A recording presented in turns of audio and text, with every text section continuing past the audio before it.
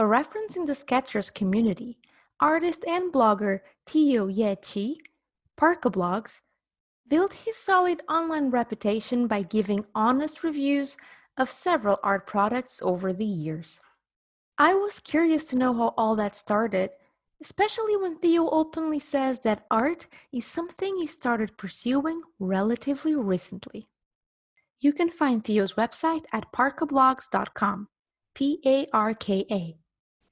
Join us today as we talk about how writing and drawing are correlated, the birth of Parka Blogs, and Theo's tip to keeping your art fresh.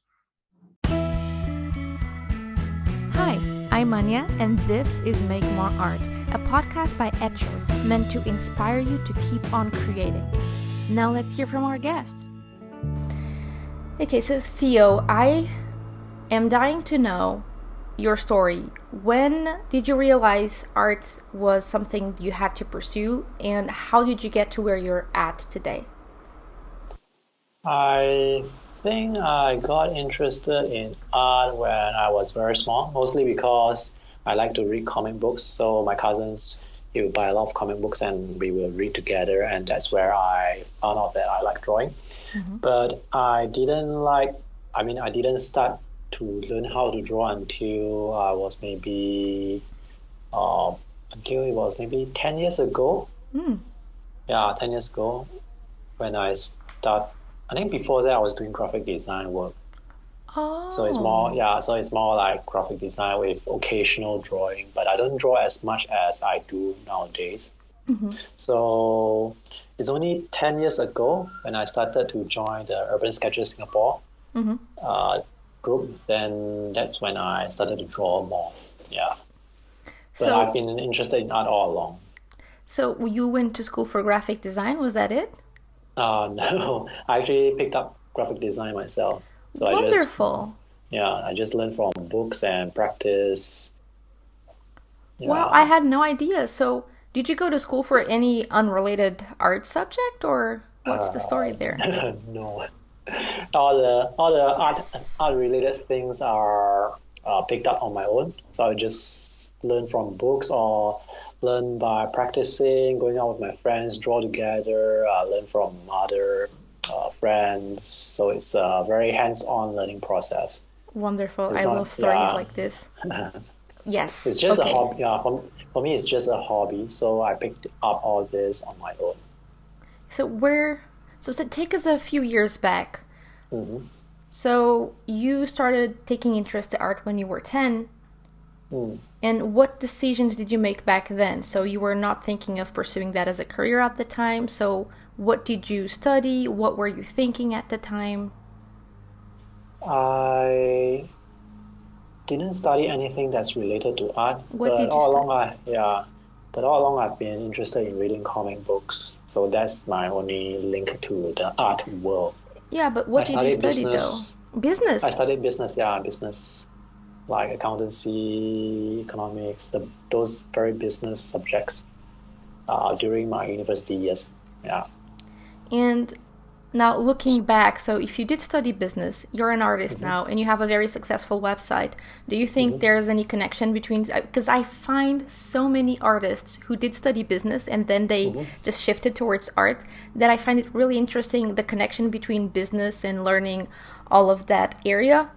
And then shifting that to aid your art career. Do you think that your studies in business helped you create your art website and your reviews?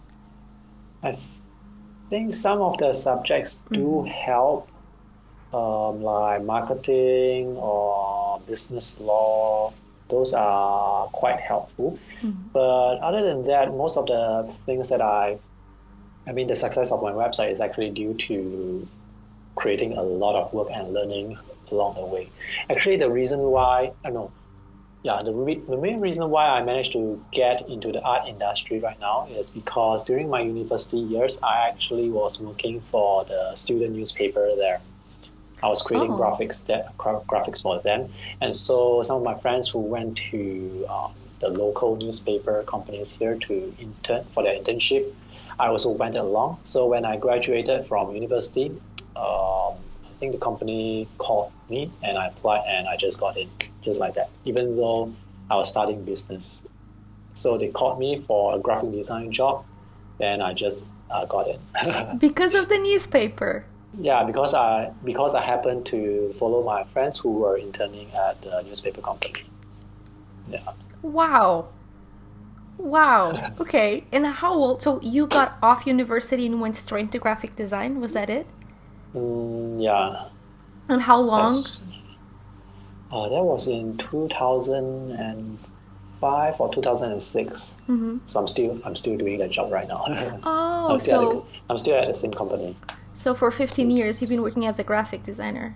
Yeah, And graphic then designer, illustrator, basically anything that requires graphics, I'll do. For example, if there's an accident that happens, and the story requires you to show the process of the accident happening, so that may be a job for me. So I would maybe go and model the cars that were involved in the accidents and then show how the cars move and collide with each other and basically show the process through infographics. So that's just one example. I also design like ads and do layout, things like that. And also sometimes illustration. So it's a mix of all sorts of jobs. But right now it's mostly focused on graphic design because in my department, there are people who specialize in cartooning, drawing cartoons. There are people who are specialized in 3D modeling, specialized in layout. So each of my colleagues, they will have their own specialty. So it is actually better for the colleague who is specialized in that particular area to focus on that job. Because if I were to draw a cartoon, I can draw, but it's going to take more time and the ideas may not be as good compared to a full-time cartoonist who is specialized in that particular skill. Yeah. So in your department, everyone works at their specialized area, so you come up with the best product. Do you miss business or not at all? I don't really miss business because the business that's taught in school, that's taught in university, it's very general. It's it's taught in a way to introduce you to business concepts. It's not as hands-on compared to you creating your own business, you making your own stuff to sell. Okay. So the things that I'm doing right now for my website or for the YouTube channel, it's actually more hands-on compared to what's taught in the university. Okay, wonderful. So at 10, you had an interest in arts, you went to uni, studied business, got into the newspaper, and got a job up for the last 15, 16 years you've been working at that company. When did Parka Blogs became a thing? I probably started that blog in around 2008 or 2007. I cannot remember the exact timing. Anyway, I started that as a personal blog just to write about random stuff, and I happened to collect art books. Back then, I collected art books for movies, for Pixar movies, like Art of Finding Nemo, Art of Toy Stories. So I wanted to share my art book reviews online, so I just posted some of them on my blog. And there were people who were interested in those reviews, and that's why I keep putting out art book reviews even to this day.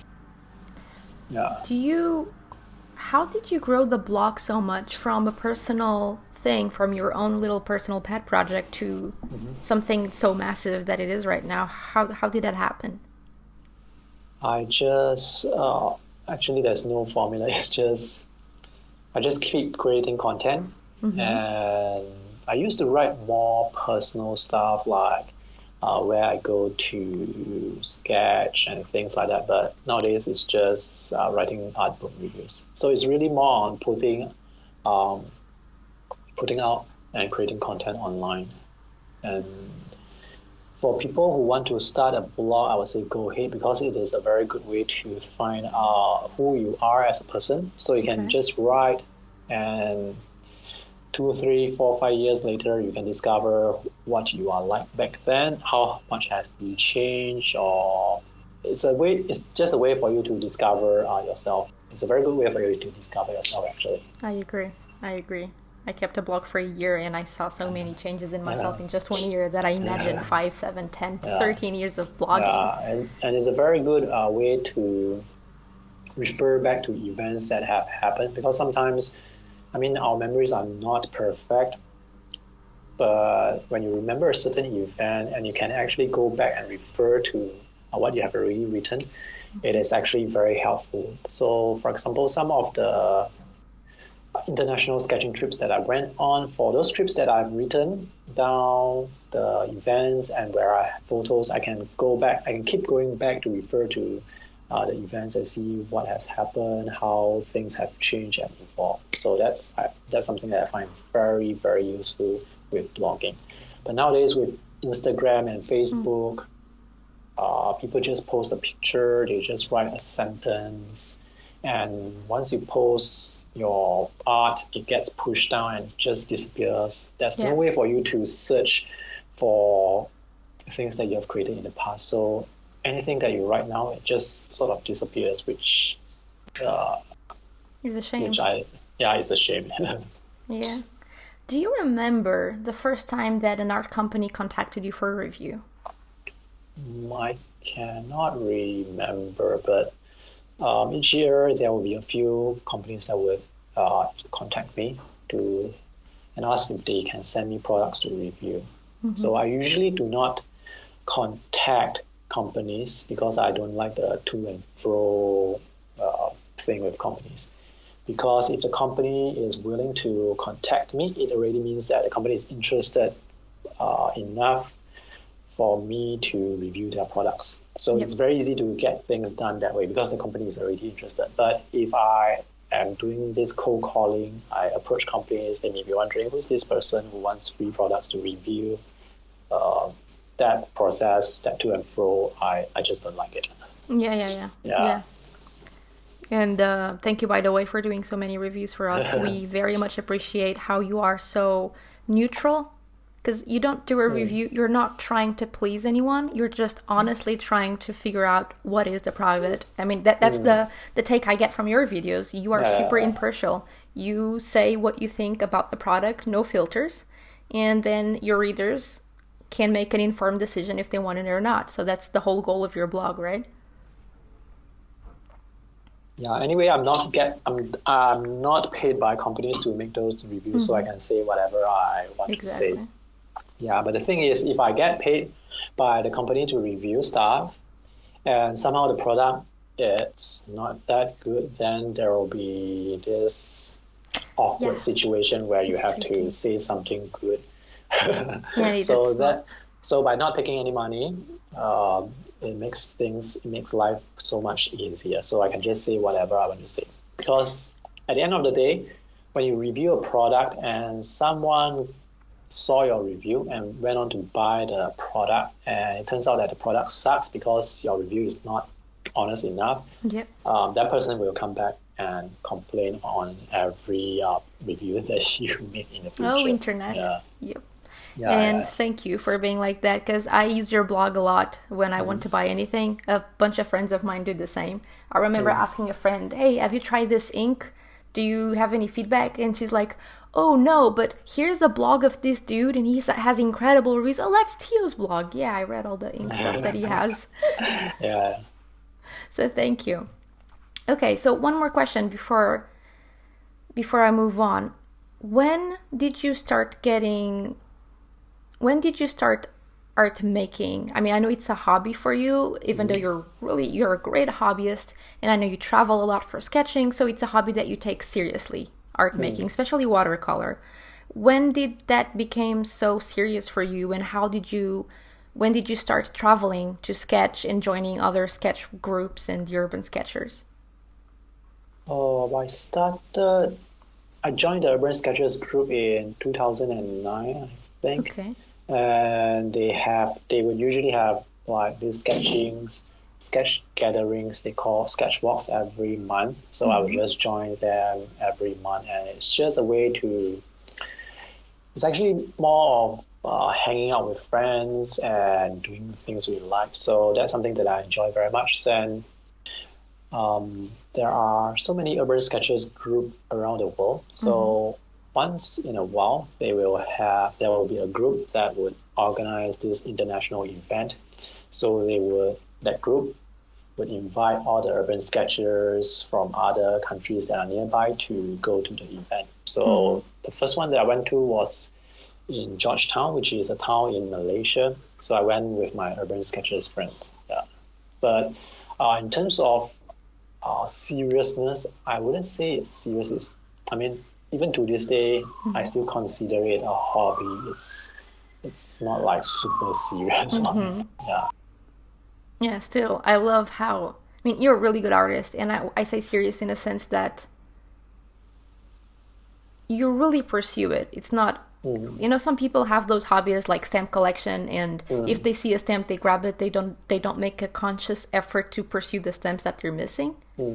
But I think you do a conscious effort of finding more time for you to paint, to be with other drawers and sketchers, and to hone your craft, because that's which I find very interesting, especially knowing that you work as a graphic designer full time, which is great. So do you think, graphic design is a job that you have that takes a lot of mental energy and a lot of creativity for you.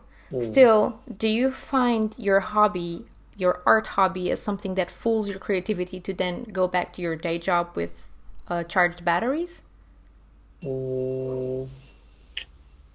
It does. Some of the, when you're drawing and painting, it makes you think. It makes you think different, just because of the medium that you are using, and also when you are hanging out with your friends who paint, you can also check out their styles and see how they actually paint, and you get inspiration from them. So all the inspiration that you get from friends and also from practicing on your own, you can actually sometimes translate that to what you do. In my case, translate that into what I do for my actual work. So for example, I think last year I did a sketch. Last year, I think I did a sketch of the bridges along Singapore River, because it was to celebrate something. It's a big event, but I cannot remember the event. Anyway, I used my drawing skills to sketch all the bridges of Singapore River to basically to go with an article that talks about the history of Singapore River. So that's one example where I actually use my drawing skills, the sketching skills, and translate that into my work. Cool. That does make sense. Okay, a couple of questions before I wrap up. What was your biggest challenge that you had as an artist? Biggest challenge.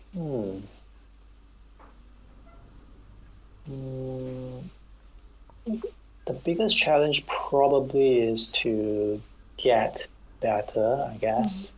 Yeah, because when you are painting and sketching, when you're making art, sometimes it's very difficult to see your own progress, especially if you are comparing your progress from last week to this week, and sometimes you can hit a plateau because you have been painting in this style for so long, so you are sort of stuck in this way of painting. So that would be, I think, the challenge, basically to break out of your style, not to have any style, and also find some way to improve.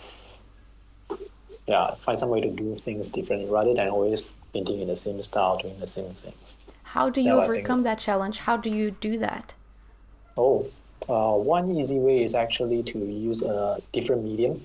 So for example, the medium that I use is usually pen and ink with watercolor. So just by switching medium, it will allow you to think differently. So for example, if you switch from watercolor to gouache is opaque. So when you're painting, you have to think differently. So with watercolor, you paint from light to dark, but for gouache, you can paint from dark to light or light to dark. And because the opaque colors, the colors will cover each other, you have to think of which colors to add onto your paper first before others. And basically, the sequence of painting is very different from using watercolor versus gouache. And if you want to use color pencil again, the thought process of using color pencil is going to be very different from a paint media.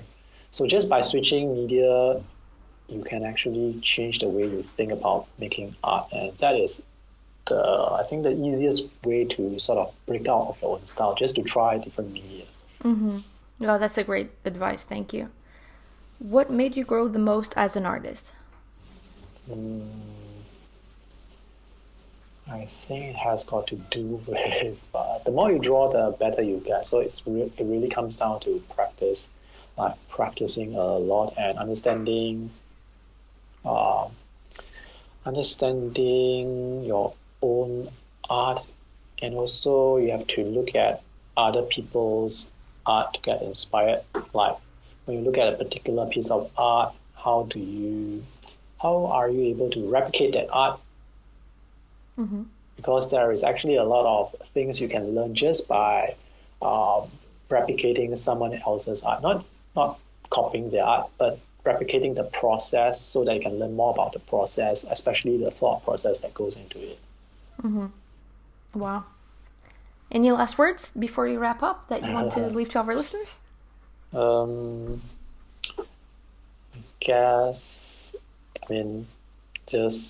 art is a wonderful hobby, and if you are listening to this podcast right now, if you think you cannot draw, that's actually not true, because if you think about it, if you can write like alphabets, that's actually a form of drawing, because you are actually drawing symbols. Each alphabet is actually a symbol. Wow. So if you know how to draw 26 alphabets, when you are a kid, you will learn how to draw the alphabets just by looking at that alphabet and then replicating the shape of the alphabet. So you can draw.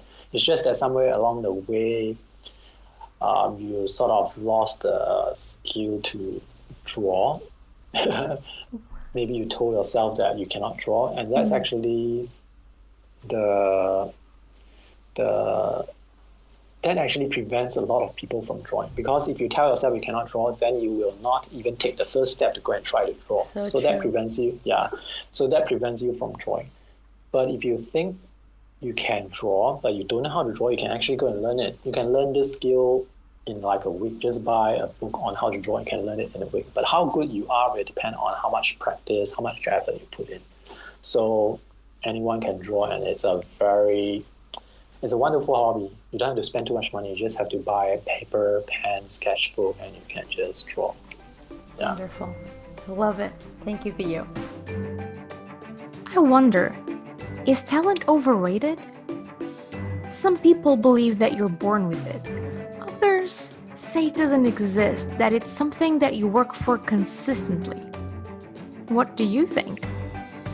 Please share your thoughts with us and find all the show notes on the post associated with this episode at etchrlab.com/Theo.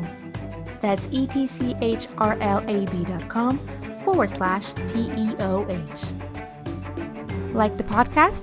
Please help us by subscribing and giving us a 5-star rating and review on Apple Podcasts at etchrlab.com/go/Apple. Until then, let's make more art.